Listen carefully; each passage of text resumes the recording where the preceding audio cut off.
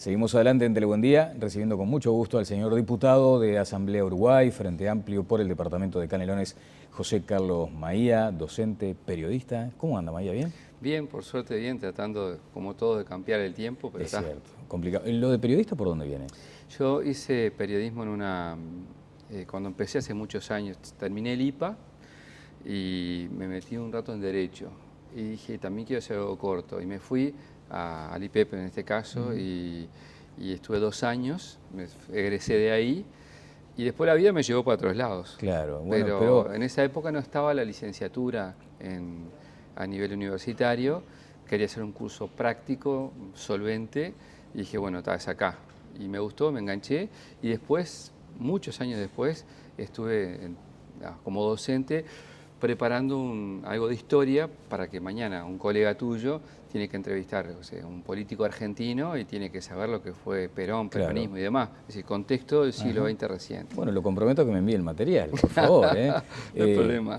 Bueno, y como docente también usted aplica muchas veces a la política aquello de la comunicación, ¿no? O sea, la necesidad de comunicar, de trasladar algunas ideas bien complejas. Pero de eso, si le parece, hablamos en un minuto. Con gusto. Citaba esta situación del temporal. Canelones, una vez más, muy afectado, sobre todo por la zona granjera. Gente que muchas veces tiene el quiebre emocional tan grande que abandona la producción. Tal cual, a mí me pasó con amigos directos que ya el temporal del año pasado los sacó de pista y él ni siquiera miró más para atrás de su casa, que estaba el monte, y quedó como quedó y se dedicó a otra área de la actividad. El presidente de la República, que es un hombre que siente mucho la actividad, porque bueno, la siente en el alma, siempre habla de que eso es un valor, un capital muy importante de la gente radicada en el interior. Claro. Y no solo tiene costo en lo que le cuesta económicamente al productor, sino desde el punto de vista emocional, el mirar la producción, el poner horas, poner días, contra lo que no hay remedio. Bueno, yo el año pasado me acuerdo que en la zona de Canelones en particular fue fuerte el viento y hubo una acción rápida y decidida del ministro de Ganadería en la asamblea de la presidenta de la granja, y ojalá podamos instrumentar medidas que ayuden a mantener a la gente en el trabajo del campo. Claro, porque eso es lo primero. Ese desarraigo es terrible, ¿no? Porque muchas veces se viene de una actividad con la tradición familiar. Pero además la consecuencia que trae para la zona, para la producción en general y la posterior. Esto es la inserción en áreas en las que no digo que no sea necesaria, pero es muy necesaria la gente que tiene la experticia. Y bueno, la verdad, como conozco muchos productores rurales de primera mano, por ser canario, claro. Bueno, naturalmente la solidaridad con todos ellos, ¿no? Bueno, un canario nacido en Montevideo, hay que aclararlo, ¿no? Fui a nacer a Montevideo como buenos canarios, pero después toda mi vida en Las Piedras. En Las Piedras. En Las Piedras. Bueno, a propósito de esta circunstancia climática, el intendente está reclamando algo así como 4 millones de dólares como para paliar esta situación, más allá de que muchas veces el dinero en estos casos también tiene valor relativo, ¿no? Porque lo que se pierde es tanto desde el punto de vista del intangible, del trabajo que ya no se recupera. Maía, me va a decir que está bárbara la gestión de Carámbula, pero en todo caso le tiro igual la pregunta. ¿Observa que todo está bien en Canelones, que se ha manejado bien la intendencia? En líneas generales sí, yo creo que el gobierno del Frente Amplio ha cambiado cosas muy importantes. En este momento hay un plan de obras en ejecución en todo Canelones, en particular en la área metropolitana. Se hizo muchísimo en caminería rural. A vos te dice la gente, he visto máquinas donde llevaba décadas que no veía, lo ves en luminarias. Yo, en lo personal, tengo en líneas generales conformidades muy importantes. ¿Y dónde está la inconformidad? Yo te diría que la preocupación tiene que ver con algunos énfasis. Por ejemplo, la sostenibilidad desde el punto de vista económico de la Intendencia de Canelones sigue teniendo una relación muy estrecha con lo que puede ser lo nacional. Y creo que ahí todavía tenemos vulnerabilidades. Sé que había en este caso, con todas las letras, una herencia maldita en materia de deuda, 50 líos, pero creo que eso hay que superarlo y es un problema fuerte. O sea, la dependencia canaria del gobierno central, dice usted. Sí, claro. Y sobre todo, mejorar la capacidad de recaudación, que reconozco se ha avanzado, pero que queda mucho camino por andar, porque tenés que tener recursos para las próximas administraciones, no solo para enfrentar nuevas demandas, que la gente las tiene derecho, sino al menos para mantener lo que venís haciendo. Y esa te diría que a uno lo que le preocupa mucho, quizá por razones generacionales además, es la perspectiva. Es decir, que vos puedas en un mediano plazo decir, hago un plan que trasciende esta administración y en 10 años tengo tales objetivos. En eso va a poner el énfasis si llega a ser intendente. En eso y en profundizar algunas cosas y sobre todo encarar políticas de área metropolitana. Yo fui crítico inicialmente con el corredor Garzón y sus efectos en Canelones.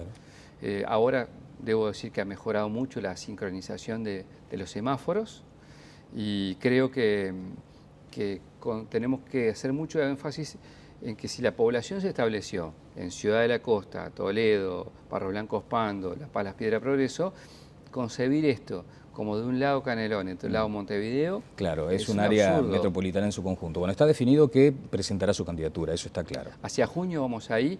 Lo que es claro, además, es que el Frente Liber Sereñi va a terminar hacia el año 2015 con un solo candidato. Esto se va a dirimir en las internas de junio. Creo que Canelones y otros departamentos del país tienen que ofrecer multiplicidad de candidaturas. Eso tiene que ver con la necesidad de recambio, con el equilibrio y la sostenibilidad del proyecto político Frente Amplio y con la apertura de opciones para los Frente Amplistas. Bien, la concertación ideada, pergeniada para Montevideo, tiene ahora como una vocación un poco más allá, extramuros, digamos. Y allí también se involucra Canelones, Rocha, Maldonado. ¿Le teme a una ingeniería de estas características? ¿Es la misma situación de Canelones la que hoy tiene Montevideo en cuanto a la vulnerabilidad electoral, digamos? Yo en Canelones la veo un poquito verde, por decirlo de alguna manera. Si uno analiza, en mi caso particular, cuando termine esta legislatura, voy a cumplir 20 años como diputado. Entonces, me tocó estar 10 años en la oposición y voy a completar 10 en el gobierno, con lo cual a uno le da la perspectiva de ver la realidad desde los dos lados del mostrador. Eso no es poca cosa. Pero cuando estaba del lado del mostrador de la oposición, yo veía que el Partido Nacional y el Partido Colorado, democráticamente, coincidían en votar todos los presupuestos, las rendiciones de cuentas, los ajustes fiscales, la asignación de todos los ministerios, la asignación de todos los entes autónomos, de todo.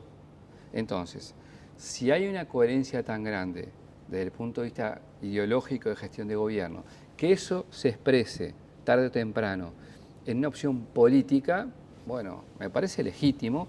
Yo creo que los partidos tradicionales, a ellos no les gusta lo que decir ahora, pero como se han derechizado, se han homogeneizado más, y por lo tanto, para mí, ese tipo de ser más o menos lo mismo en la expresión política durante muchos años, que termine en una expresión electoral, es una consecuencia natural. La bipolaridad, digamos. Exacto. En el 86, si mi memoria no me falla, el general Sereñi largó con eso. Y me acuerdo que era un lío. Claro, que es el bloque conservador y un bloque. Claro, él asimilaba más como que era el Partido Colorado el que iba a llevarse un poco el liderazgo en el bloque conservador. Después la vida demostró que el Partido Nacional tuvo más fuerza y hubo alternancia. Pero creo que dos bloques es la realidad política. Bien, Maya, Mujica candidato al Nobel de la Paz, firmaron ustedes ese petitorio, digamos, a la academia, en atención a que ustedes dicen que es un ejemplo de vida, por ejemplo.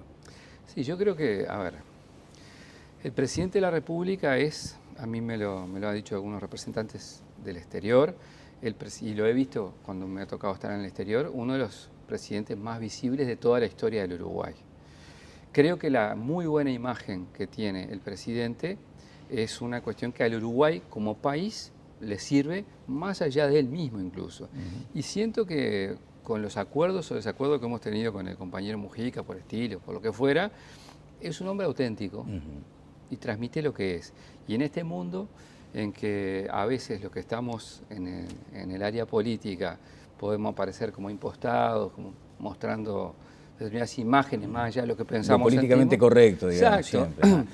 Si algo que el presidente maneja muy bien porque le sale naturalmente es eso. Claro. Está Ahora, bueno. hoy, por ejemplo, la columna de Gerardo Sotelo en el diario El País advierte sobre la posibilidad de que detrás haya también un interés electoral y que la fuerza política del presidente Mujica se vería notoriamente beneficiada con un título de estas características que ningún uruguayo tiene, por otra parte. Claro.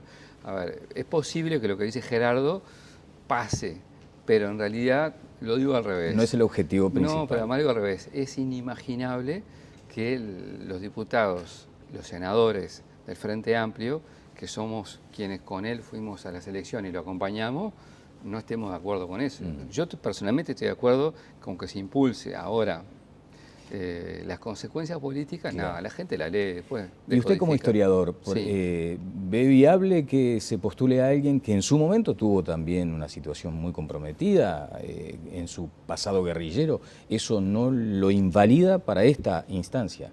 Yo creo que eso es parte del relato de la vida de Mujica, ¿no? Y eso es una de las cosas que impacta más cuando nos ven de afuera. Es decir, una persona que tomó las armas... El tránsito, digamos. Claro, que tomó las armas, que incluso en una etapa distinta, porque en esa época el Frente Amplio era una opción democrática y por las urnas, y el MLN era otra, era el acceso al poder por las armas. Bueno, quien pasó por eso, y después pasó lo que pasó en cárcel, e hizo un camino democrático, porque este país es profundamente democrático, desde el exterior eso se lee como un aprendizaje y como un camino... Como un mérito. Meritorio. Hablando de costos políticos, Fernando Lorenzo, jefe de campaña del Frente Liber Seregni, ¿hay un costo político posible, Maía? A ver, el tema es que cuando vos haces política, a veces decís, capaz que termino con una frase hecha, ¿no? Pero no haces las cosas midiendo constantemente costos políticos o no. Yo creo que Fernando es un capital político del Frente Liber Seregni, que es un hombre que ha demostrado muchísima solvencia en su trabajo y que de esto sabe mucho, es decir, de campañas electorales. Creo que nosotros como Frente Liber Seregni tenemos que darle un lugar donde él pueda seguir aportando desde el punto de vista político para el Frente Liber Seregni y para el Frente. Un lugar de tal visibilidad que es muy pegable, digamos. Y claro, es así, pero son riesgos, entre comillas, es un riesgo, entonces, que vos podés tomar cuando la situación general está como está. Pero yo creo en Fernando, creo en su potencialidad y sobre todo creo que la gente en realidad lo que va a mirar de todos nosotros es la afectación en su vida cotidiana, es cómo fuimos gobernante general y más allá de los episodios de pública notoriedad, el desempeño de Lorenzo y sobre todo su honestidad nunca estuvo en juego. ¿Levantará la mano para suprimir la figura del abuso de funciones? Yo no sé, cuando se ponga a consideración la voy a levantar, sin duda. Yo no sé cuándo va a pasar eso, ese es el punto. ¿El sentido de la oportunidad? Juegan esto. ¿Por qué? Porque vos, es como todo, vos tomás decisiones y a veces el contexto genera lecturas que uno no quisiera. Si vos me decís, ¿está bien que esa figura exista? Yo creo que hoy no. No, pero no derogarla en este momento. Pero en este contexto... ¿Sería con nombre y apellido? Sería generar suspicacias que uno no las tiene, no actúa por eso, pero no puede evitar que otros medren con esa circunstancia. ¿Cómo ve la interna? Usted dijo, a ver si es exactamente la frase, ¿no? Porque de pronto se espera una de las campañas más sucias de las últimas décadas. Sí, eso lo dijo usted, creo que en el portal de UIPRES, ¿no? Allí creo, sí, en un artículo. Sí. Bien. ¿Y la interna qué? La interna del Frente Amplio... ¿Tiene también algunos aspectos de esto que usted advierte como...? Y algunas cosillas tiene. ¿Por ejemplo? Vamos por partes, en menor intensidad. Pero, a ver, yo creo que las internas en general son duras. Todos los que estamos en la actividad política siempre decimos que es mucho más dura la interna que confrontar con un adversario político. Me parece a mí que para nosotros, por lo menos, lo más importante es focalizar qué es lo que queremos. Y si vos decís, bueno, hacia el uruguayo le ha sido mejor su calidad de vida con un gobierno del Frente, nosotros vamos a seguir sosteniendo eso. Y si hay episodios de pase de factura, que son los que a veces a uno le molesta, entre comillas, de que te peguen en el suelo cuando estás en una circunstancia... Como dijo Valenti acá. Políticamente compleja, la gente, esas cosas a la larga nos evalúa por la estatura política ante las dificultades. Y a ¿no? propósito de estatura política, ¿hubieran querido que a la caravana para Araminda hubiera participación de este denominado Grupo de los Ocho, por ejemplo? No nos lo planteamos, fue muy espontáneo. A veces, vamos a repasar las fechas. Fue a los poquitos días de la Navidad, de la Nochebuena. Si bien fue muy grande, fue muy cálida y tuvo para nosotros... O sea, las ausencias quedaron disimuladas por la circunstancia, por la fecha. No estaba la cuestión que vos hiciste, mirá, queremos que estés, no citamos a nadie. Fue muy espontánea de gente muy vinculada al FLS, notoriamente, pero que no tuvo una consecuencia en eso, ¿no? El otro día Lorier, en un que modestamente me parece fue un cambio como del discurso aquel reclamándole a Asamblea Uruguay más autocrítica, dice que la responsabilidad por el tema Pluna es de todo el Frente Amplio. Ustedes están en esa línea. Yo creo que en todos los temas de gobierno tenés que tomar esa actitud. Doy un ejemplo. Pero no fue la actitud que se advirtió en lo previo, digamos. Por decir, ahí a veces cuando el zapato te aprieta o tenés el viento en la puerta es cuando surge tu verdadera, siento yo, estatura política. Es decir, cuando viene circunstancias difíciles y te parás, ahí es cuando creo que la gente, el ciudadano, tu compañero es donde mide de verdad.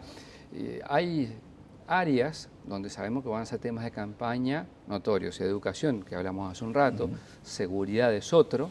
Bueno, nosotros creo que como Frente Liber Sereñi nunca nos paramos tirando piedras o pasando responsabilidades a otros compañeros. Bien.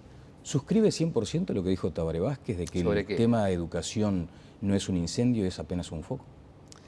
No literalmente, pero sí creo... A mí me importa el abordaje de esto. Yo siento que podemos correr el riesgo, dentro de esta campaña electoral que viene, de banalizar el tema educación y que sea una cuestión de eslogan. Hago 500 escuelas, hago 600. Lo di 6%. A ver, está todo bien, pero me parece... Pero eso de marcar otra vez un porcentaje del PIB para la educación, ¿es también un eslogan? Yo creo, eso está en el programa del Frente, que bastante nos costó llegar a determinados acuerdos, y pusimos que íbamos a ir hacia el 6%. Yo creo que más que el 6%, que vamos a invertir eso ya lo dijo Tabaré, de ser presidente, el tema es cómo invertir los recursos. Claro. Es decir, cuál es, para la sociedad uruguaya en su conjunto, lo que espera de nuestras inversiones en materia de educación y sobre todo de gestión. Ahí está la clave. Ahí está la clave. Bueno, y ya en el cierre de este tema de la educación, y esperando contar con usted más adelante aquí para hablar de otros asuntos, la participación docente, y además ustedes están en la doble condición, legislador, docente, frente amplista. Se dice que fue un error darle tanta participación en los órganos de conducción a los docentes. ¿Comparte hoy en perspectiva ese diagnóstico? Yo creo que en eso nos fuimos de palo a palo, por decirlo de alguna manera. Y lo pensé siempre y lo sostengo hoy de vuelta. Pasamos de cero participación, de ignorar a los colectivos docentes, a un esquema de 3 y 2 que está bien la participación, pero te obliga, para tomar determinadas decisiones, a tener el acuerdo explícito con el orden de los docentes. Entonces, cuando se debatió la ley de educación, el Partido Socialista, lo que hoy es el Frente Liber Sereñi, que entonces no era tal, la vertiente de algunos sectores, entendíamos que en un esquema de 5 en el Codicen, 3 tenían que estar en el gobierno, 1 debería ser de la oposición, porque íbamos a ser el 50% o algo, esa era nuestra expectativa, y 1 del docente. Es decir, en 5. Ese era el esquema nuestro. Y que en los desconcentrados sí se podía abrir más la participación del orden docente, porque ahí la especialización técnica es más del hacer diario. Eso no sucedió así. Eso no sucedió, la opción fue distinta y hoy tenemos un esquema de una fuerte participación de los docentes en la conducción de la educación. Que hay que revisarlo, Maía. Yo no sé, yo no quiero hacer énfasis en esto, no por no contestar ni nada que se le parezca. Yo creo que la clave pasa por la gestión concreta y cuando vos elegís los cuadros al frente de la administración en general. En la educación no es la excepción. Yo creo que tenemos que saber combinar lo que es la autonomía, que hay que mantenerla desde el punto de vista técnico, con una visión nacional de la educación. Y hay algunas cuestiones que ojalá salgan a corto plazo. Por ejemplo. Tengo mucha expectativa que logremos un acuerdo para que tengamos una universidad de la educación. Es necesaria. Claro, allí afronta también diferencias internas en el propio Frente Amplio. Sí, nosotros la dudamos bastante bien esa. Sí. El tema es que nosotros tuvimos todos los votos necesarios junto al Partido Colorado en diputados, no lo tuvimos en el Senado. Claro. Nos pasó al revés con la UTEC. Votamos con los blancos y con los colorados. Claro. Bueno, y se señala también, no nos da tiempo, la UTU como el gran fracaso del presidente Mujica en cuanto a su vocación, a su voluntad de llevarla adelante, y la propia interna lo devoró. A ver, yo estoy dentro, en este caso, de los devoradores, entre comillas, sí. Porque creo en lo personal que tiene que haber una conducción nacional y las autonomías tienen que ser de gestión y no separar a la UTU del resto de la educación, porque buscando un objetivo muy loable, que es profundizar la educación técnica, que es el camino, y la educación y el mundo del trabajo, que es el camino, se perfora, digamos, a veces podemos conjunto. Ir con buenas intenciones, pero no por lo que yo entiendo en lo personal. Bien. El camino adecuado. Correcto. Muchas gracias por estos minutos. No defiende un plebiscito por Aratirí. ¿Usted está de acuerdo con la megaminería, digamos, en esos términos? Sí, yo estoy de acuerdo con la megaminería, más allá de que sea Aratirí. No. En este caso es Aratirí, pero me parece que es una oportunidad para el Uruguay para ingresar en un camino productivo, alternativo al que existe, que es el agroexportador, industrial, que es novedoso y por eso genera resistencia. O sea, ¿la megaminería como alternativa a la producción? No sustituyendo, capaz que elegí mal la palabra, pero sí como una oportunidad más. Y si tenemos que ¿Pero a cualquier costo? No, si tenemos que reforzar los controles medioambientales, los reforzaremos. Yo creo en los controles que ha tenido el Ministerio en estos términos generales. Cierro con esto. Nosotros todos quizá teníamos aprehensión de los efectos de las pasteras y lo teníamos. Bueno, hasta ahora la acción del poder público sobre eso ha dado garantías de que la empresa es seria y se cumple. Bueno, con Aratirí debería suceder algo similar. Muchas gracias, José Carlos, gracias a vos. por estos minutos. El señor diputado José Carlos Maía, de Asamblea Uruguay Frente Amplio. Pausa y seguimos adelante en Telebuen Día.